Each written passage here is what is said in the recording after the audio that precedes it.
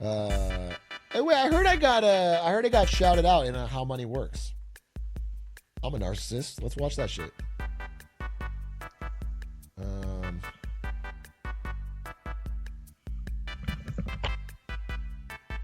Okay, 50-year mortgages are even dumber than you think. I think they're pretty dumb.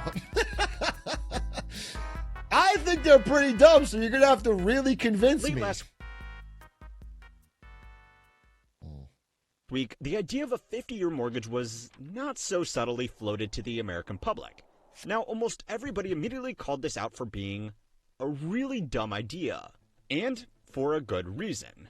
50-year mortgages will effectively double the total interest people pay on their homes. They will undermine equity accumulation. It will make the housing market more rigid than it already is. Introduce significant structural risks to the financial system. Oh, and this whole thing will just make homes more expensive than they already are. True! The average first-time homebuyer is now 40 years old. Adding on a 50-year mortgage at that age means that statistically, people will still be making their payments 11 years after they are dead. Awesome. This is not to mention that if we still really thought it was worth trying, other countries have already done that for us. And the results were pretty disastrous. Now, you probably Japan already and, knew all of these issues. Canada? But the problems that come with a 50-year mortgage go much, much deeper than this. And this raises two important questions. If 50-year mortgages are such a threat to our economic system, then how exactly did we decide that 30 years was the ideal? But perhaps the more important question is, if this is so obviously a dumb idea, who stands to profit the most by making it happen? According to a new report, the impact of rising interest rates on new mortgages has home ownership beyond the reach for many. Need to be earning an extra $17,500 this year to afford a home just compared to last year. In an attempt to make home buying more affordable, President Trump floated this idea of a 50-year mortgage. That's a lot more interest, but lower monthly payments. What do you think? Girl, bye. Okay. Wait, Queen. Wait, she's slay. Oh my God, yes. She summed it up. She fucking summed it up. Is this ASU? Oh my gosh, she's from ASU? Slay. If you're homeless, why don't you just buy a house? Good advice from chat, too. You're also... But lower monthly payments. What do you think? Girl, bye. Okay, so the we Harvard have to of the get the obvious Southwest. stuff. She summed it up in... Listen, I made a video about this. How long was my fucking video? I made a video about this. Big A clips. My video was 11 minutes 27 long. How Money Works making a video about this? 15 minutes long. She summed it up in 4 seconds. That's the Gen Z difference, bro. Just get it into a short. Why do we need a fucking long form it? It's just dumb. Out of the way first. And the biggest issue... Unless she was saying, girl, B-U-Y, bye. And she was running off to get a 50-year mortgage. In which case, I'd have to disagree. In which case, I'd have to disagree.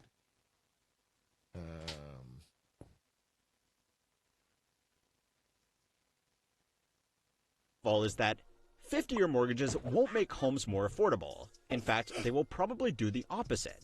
In a perfect world, being able to spread your payments out over an extra 20 years should lower your monthly payments. But even with the optimistic numbers, the difference would not be nearly as large as you might expect.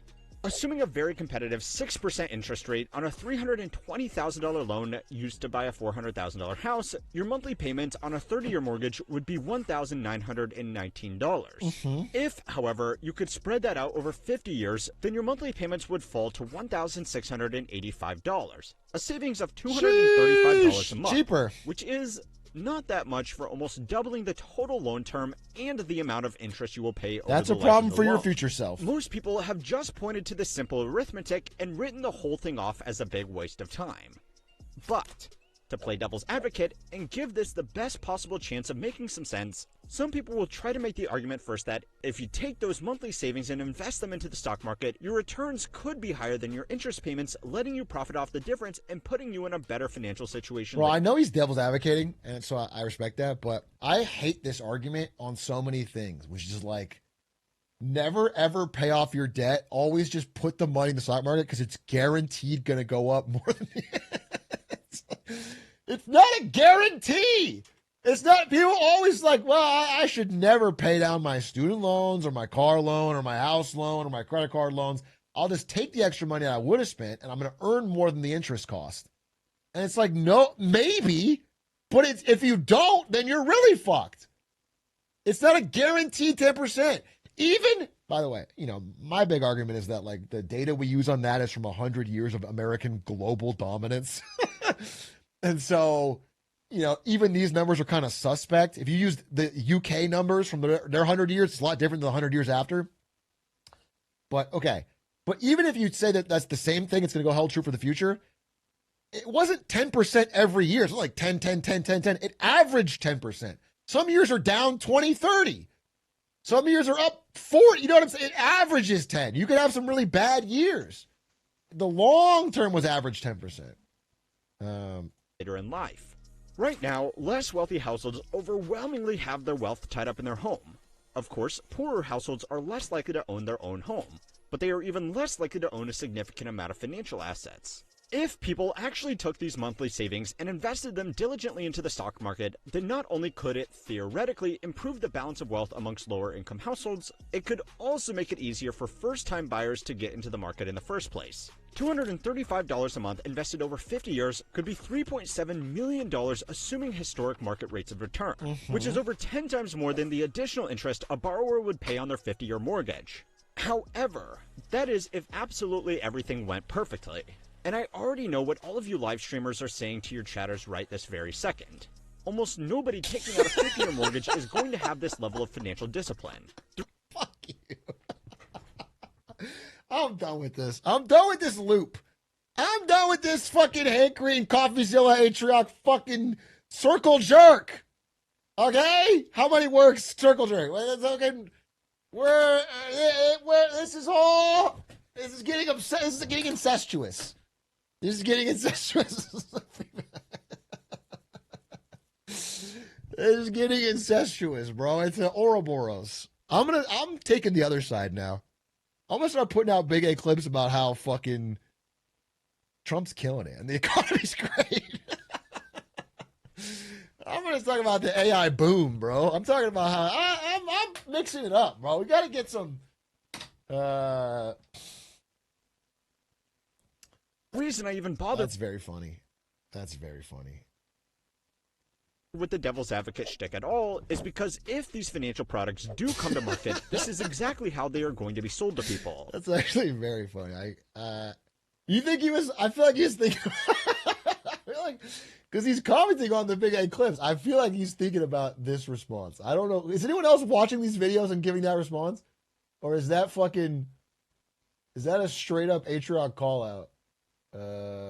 That's funny. You weren't signing yourself up for multi-generational You should debt. switch overlay. It was very you. Wait, what was it? No, that's not me. That could be anything. And I already know what all of you live streamers are saying to your chatters that could right be this anything. very second. Almost nobody taking out a 50-year mortgage is going to have this level of financial discipline. The reason I even bothered with the devil's advocate shtick at all is because if these financial products do come to market, this is exactly how they are going to be sold to people. You aren't signing yourself up for multi-generational debt. You are arbitraging the time value of money. Optimistically, people are just going to take the money that would have gone to repayments and use it to cover other areas of their household budget. Now this is optimistic because The real thing that's scary after this is you can do like the end of the line of this, you know, if you're really trying to just fucking make sure housing prices stay up, is you offer essentially like infinite year interest only loans, like 99 year, 100 year, 200 year interest only loans where you're only paying the interest. You don't pay any of the principal. You never own any more of them. You're basically renting.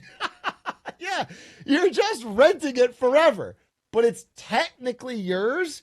And as long as the housing price keeps going up, you can refinance. You could sell the house, cover the full loan, make the profit, right? So it's that is like the end game of if you needed to prop housing prices up.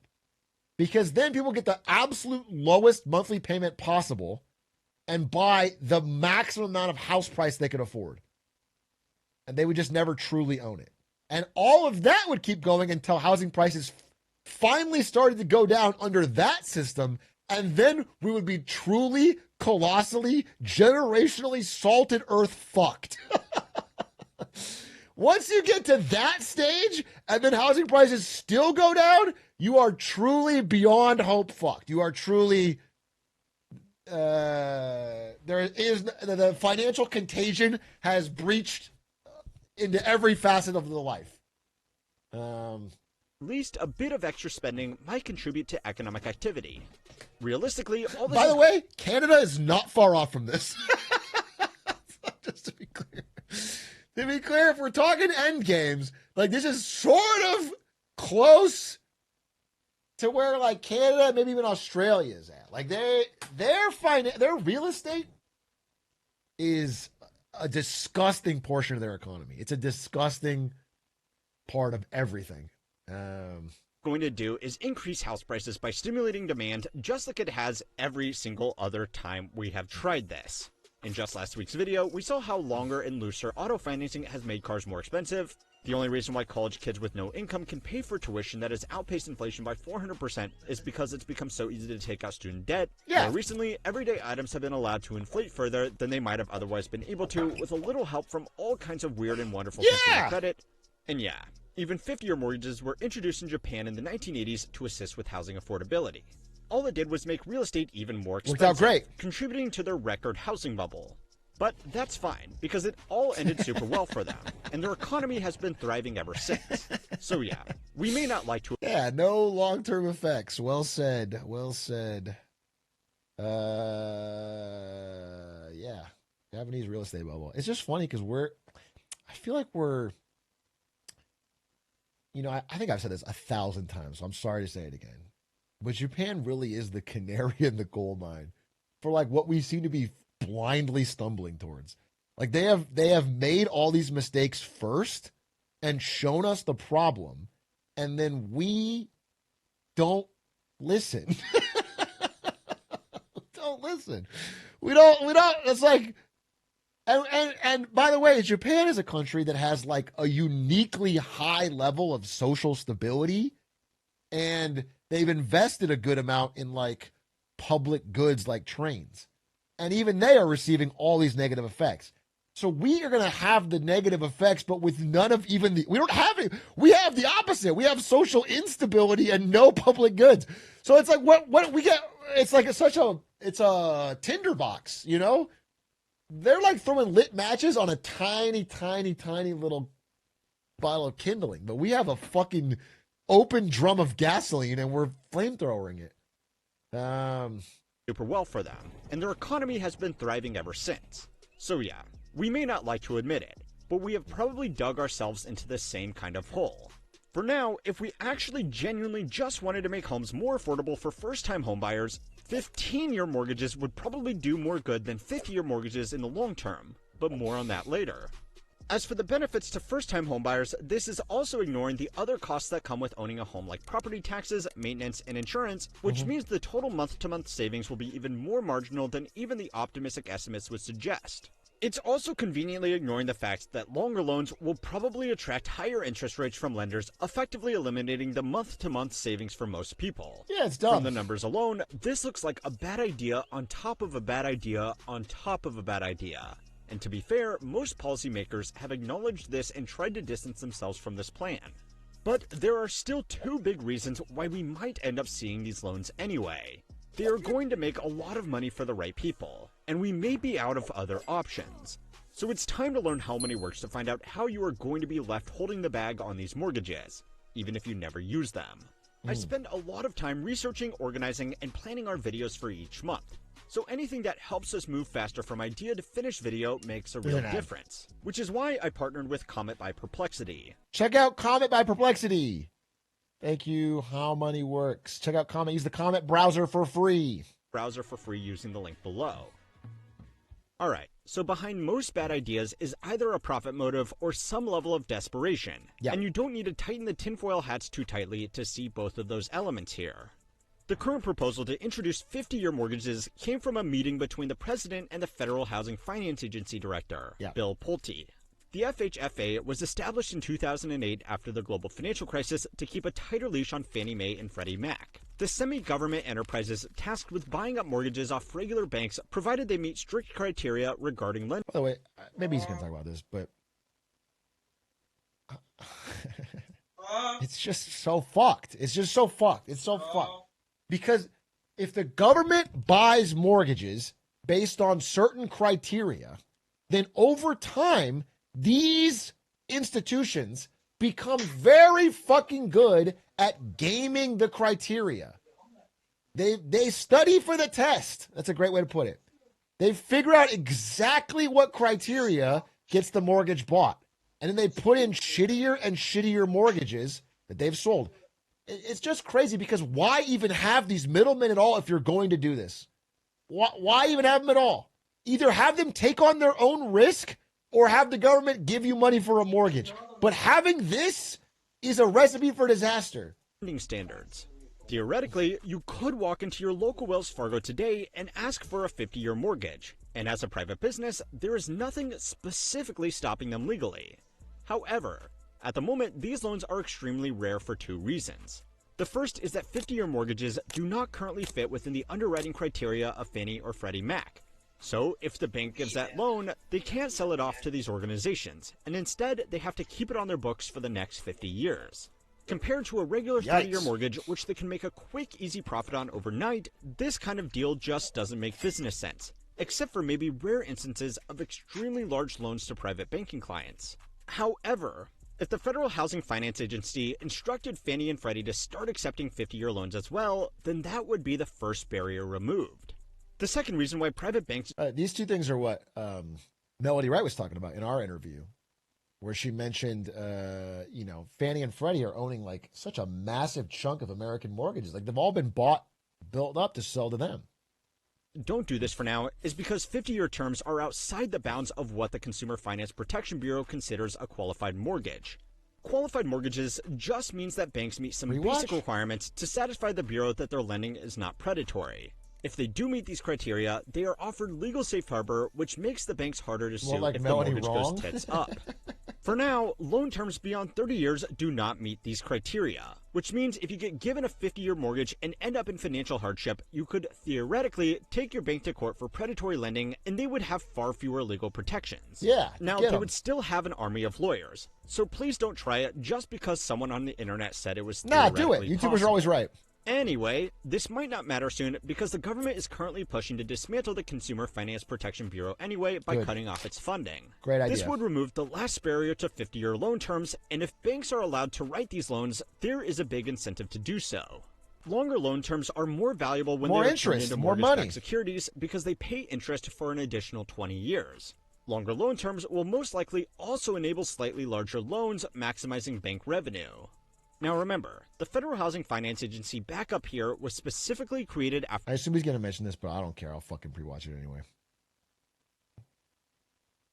The biggest reason of all, though, is that if you can take out slightly larger loans and that makes the housing prices go slightly up, then we save the retirement of all these boomers who have put all their money into their houses.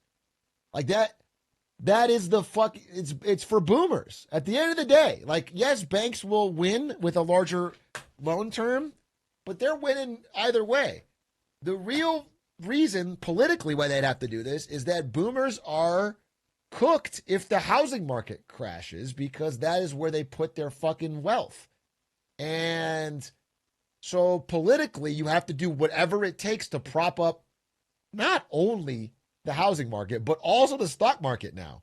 We've entered in a dual prop system where the government is like backed against the wall to never let 401ks drop for too long and never let housing drop for too long, or the boomers will fucking collectively open their mouths and unleash Beelzebub from hell. And we're just dealing with it until they fucking die. I'm so anti-boomer lately, in general, but lately. And not that there's, it's on an individual level, I'm sure. I know that many of them are great people. They're just doing normal things on incentives, and a lot of it's incentives. But there really is, like, just a frustration at their stranglehold over everything, over finances, politics, media, everything. It's a complete fucking stranglehold, well past their expiration date. It's frustrating, and obviously it's like the wealthier part of boomers, not like a fucking poor boomer trying to figure it out. But it's frustrating. Now remember, the Federal Housing Finance Agency back up here was specifically created after the subprime mortgage crisis to try and stop the whole system from getting too crazy again. So then why would they be pushing for riskier loans that are going to make the market more unstable? Well, we may never know. But on a completely unrelated note, the current director of the FHFA, Bill Pulte, is one of the heirs to the Pulte Group, the third largest real estate development company in America. Oh, it's about. He is also the founder of Pulte Capital Pulte's Partners, own a corruption. separate private equity firm he started in 2011, which according to their website makes focused investments into construction-focused businesses like roofers, HVAC installers, and drywallers. That means both the family business and the private equity firm are reliant on people buying and selling homes to generate returns. And that's a problem because home sales have cratered since interest rates have risen. That's such a... The list of corruption is so long that it doesn't even register, but it's fucking crazy to hire someone to run a group when he has not one, but two family businesses that are direct conflict of interest with what you need to do in this fucking role. That is crazy. His entire life is built up in businesses that need housing prices to go up and housing sales to continue, and he's in charge of the fucking Federal Housing Authority? Buyers can't afford to break into the market, and existing homeowners don't want to sell their homes after they locked in low interest rates. Now, if 50-year mortgages become commonplace, they would only make our current predicament significantly worse for future generations down the road.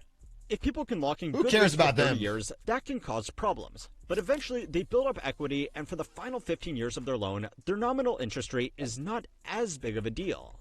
However, if people lock in a 50-year mortgage at a good interest rate, they will build up equity in their home far more slowly, which means that the current rigidity of the market could be extended for the length of an entire generation. However, that will be a problem for a generation that isn't even born yet. And obviously, it should go without saying, screw those guys. Yeah! We have problems to fix right now. He's Today, spitting. Even those households that were lucky enough to lock in low interest rates on normal terms are starting to struggle. I mean, look, Gen Z's in my chat, and they already fucking hate Gen Alpha. They're going to hate Gen Beta even more. Let's pass it on to them. Wait a minute. I see what the boomers are talking about now. I see what the boomers are talking about. Wait, you can just pass the buck onto another generation and try to make things better now? We'll call it kicking the can. Wait a minute. Oh, now I'm seeing they should have just said that they were doing. The true extent of financial hardship in the housing market has become incredibly hard to track because of a trend that is being dubbed extend and pretend. Basically, lenders have allowed borrowers to defer or renegotiate their payment schedules quietly behind the scenes without officially noting them down. This is directly what Melody was saying. They extend their loan terms and pretend everything is okay. Now, for the lenders, it could be argued that some repayments are better than no repayments. But for the financial system as a whole, we truly don't have reliable data on how dire our situation is. For home builders and financiers, this is a real problem. But one way to get things moving again would be to make financing terms even more flexible. A 50-year loan is effectively just officially sanctioned market-wide extend and pretend. This could be sold as helping out new buyers break into the market, but the people who it will help the most are existing investors. One of the biggest problems with real estate around the world is that modern homes have become assets first, with a side hustle in accommodating humans as a distant second priority. Yeah. This is because they are one of, if not the single most effective vessels for finance and tax incentives. You can't borrow money on a government-backed 30-year fixed interest term to buy stocks, nor can you claim any of the dozens of deferments, incentives, or credits that come with real estate. Yup. When it comes to reining in house prices to address affordability concerns, most people can only spend as much as they can borrow. So by restricting how much they can borrow, policymakers can easily influence home prices while also making the financial system more robust. A study on Swedish home prices... Just all demand subsidies come down to this, even the ones that sound good. Just every demand subsidy, even when it's like, hey, listen, more people need to go to college. College is really important. We need to make college more available to everybody. So we're going to offer subsidized government student loans. Whatever, the reason can always sound good. But when you're doing a demand subsidy, you always get unintentional consequences down the line. We're going to have special tax brackets to let you write off your mortgage insurance. Whatever it is, whatever the fuck it is, you will always get unintended consequences down the line. So you have to be ready to bear those. And they never are. They never do. Found that properties become markedly more affordable after the regulators cut back on interest-only loans and introduced strict amortization schedules. A global study by the Bank of International Settlements found a similar trend across countries. If we really wanted to make homes more affordable, 15-year mortgages would do a lot more. Do you think Australia subsidizing university is good? Listen, in theory, the idea is good, and there's good outcomes for people. But like Australia, for example, because the government will pay the full cost of the university, relatively easy. There's a lot of fraud in that. A lot of universities are set up in Australia that offer bullshit degrees, and they try to get as many people into them as possible so they can milk the government for money. Like, that is a thing that's happening in Australia. That is the unintended consequence of this program. All these programs have unintended consequences because human beings follow incentives.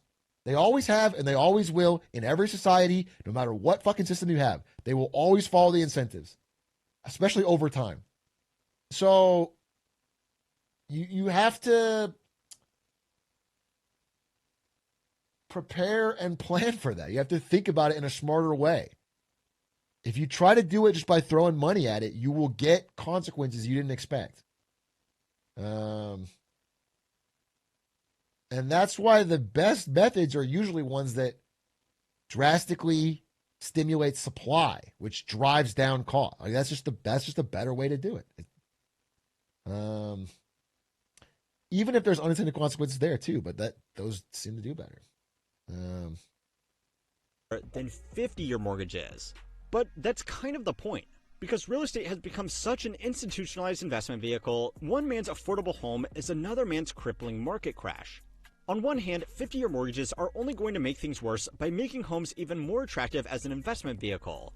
But on the opposite side of that same coin, 50-year mortgages could help to keep a fundamentally broken market from collapsing on itself, even if only for a few extra months.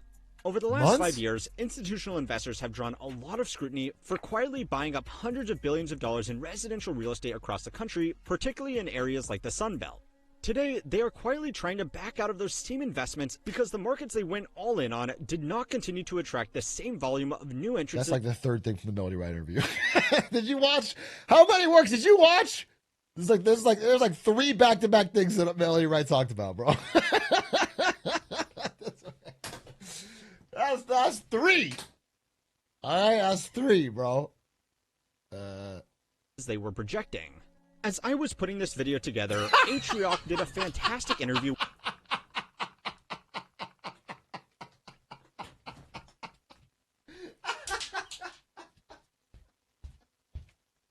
Oh, fuck! Wait a minute! I got fucking played! Wait, I got fucking played! Oh, this is bad.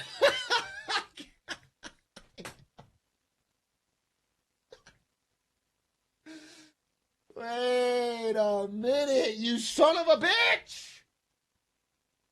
I gotta get back at this guy somehow. We're Ouroborsing.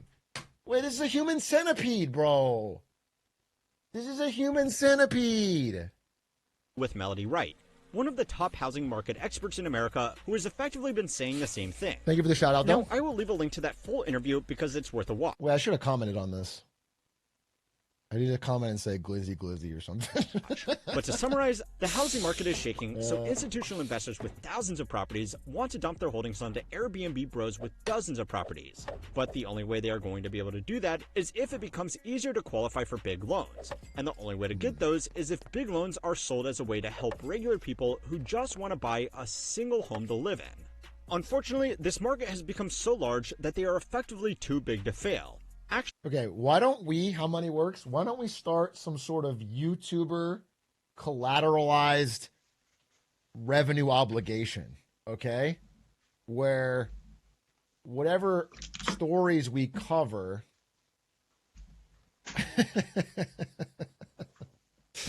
we can package up and sell to investors somehow, okay? And then we can use this, you know, to guarantee views. We can recommend each other back and forth, okay? And then anytime we need our stock value to go up, I'll just announce that How Money Works is mentioning me. And then whenever you need yours to go, I can say Atrioc Big A is mentioning you. And we could get a sort of infinite view glitch and then sell our future revenues against that and then make infinite money with no downsides. This is actually, it's a diversified finance tuber portfolio. Okay? Wait a minute. This sounds really good. Actually letting homes become affordable too quickly would present a systemic risk to the entire financial system. Unfortunately, one group has to feel the pain. And it's just much easier when that group is the people who aren't yet balancing huge piles of debt and overinflated assets. Now, go and watch this video next to find out if the everything bubble can keep itself going forever. Great video.